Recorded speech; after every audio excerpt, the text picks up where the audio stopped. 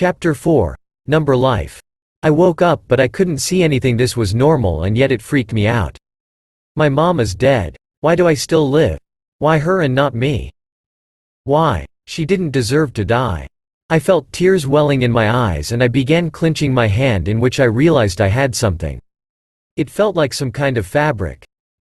Still, it was familiar, but I couldn't wrap my mind around it, and so I began focusing on what I had in my hand before I would go into a full panic attack again. After a while I felt some pat me. Me? Who is this? I wasn't sure if this was Aizawa or someone else, so I just asked. Though I was not able to hear the answer, I felt someone lift my hand and start writing into my palm with their finger. Aizawa was what I could make out. Me? Oh, I am sorry to waste your time. Aizawa. No problem, kid. Me. What will happen to me now? Aizawa. I adopted you, kid. Me. Is this really all right?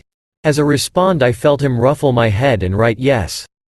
The next thing I know, I was checked up and recovery girl removed the bandage around my eyes and gave me some eye drops before wrapping and shielding my eyes from the light again.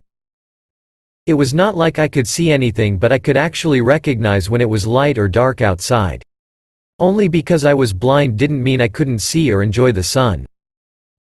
Normally I would see only black, but when the sun hits my eyes I kinda see a little bit red. After the healer finished doing that, I felt her write something in my palm. Recovery girl. How are you feeling? Me. Good. Recovery girl.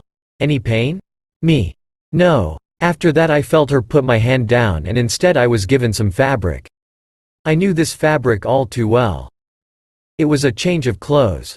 The UA sport uniform. This only made me understand that I should get changed, and so I slowly got up from the bed and was about to start walking if I didn't feel someone grab me by the arm and leading me to the infirmary bathroom.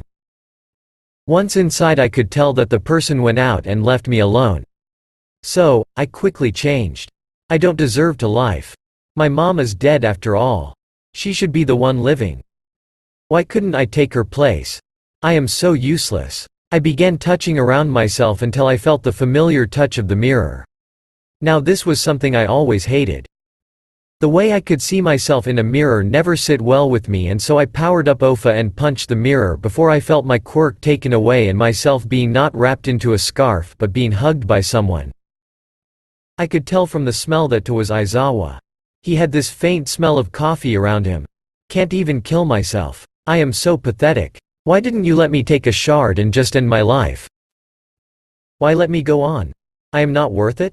I didn't feel like speaking at all, so I stayed quiet the entire time while I was being bandaged and healed up. After that I just sat there until I felt something placed in my hand. It was a fidgeting toy. 2 balls to be precise, and so I began playing with them until I felt tired again. I knew that recovery girl was doing best beat to heal me, and this was why I felt so tired. However, I didn't want to fall asleep yet.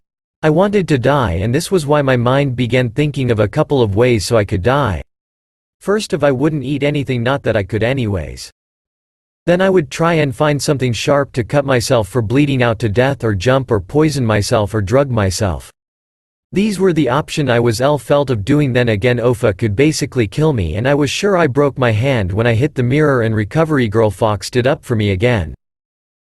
I am such a bother to everyone. Aizawa shouldn't need to watch over me. I will only be a waste of time anyways. Me. I am sorry you have to deal with me. Before I knew it, I spoke those words out.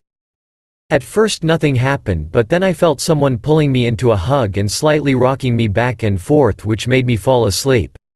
It felt safe in his arms. Not only that, but I felt like he could and would accept me deaf and blind. Though the problem was that if I got too attached I would have a reason to go on living like those, and it was bothersome, and I grew tired of pushing myself day in and day out just to be someone I am not. Like I am giving my all to be a deaf hero, but All Might is requesting so much of me and I am trying to keep up and do what he asks, but I can't. I am not him.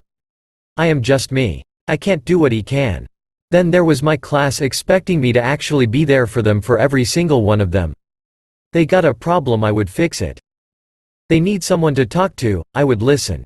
They need someone to punch or train with them, I would be the stupid one doing that with them. But they never saw through my lies and fake smile or knew that I was deaf. The only person I felt like wasn't really expecting anything was Aizawa, and here I was bothering him. Not only that, but he also adopted me. Everything.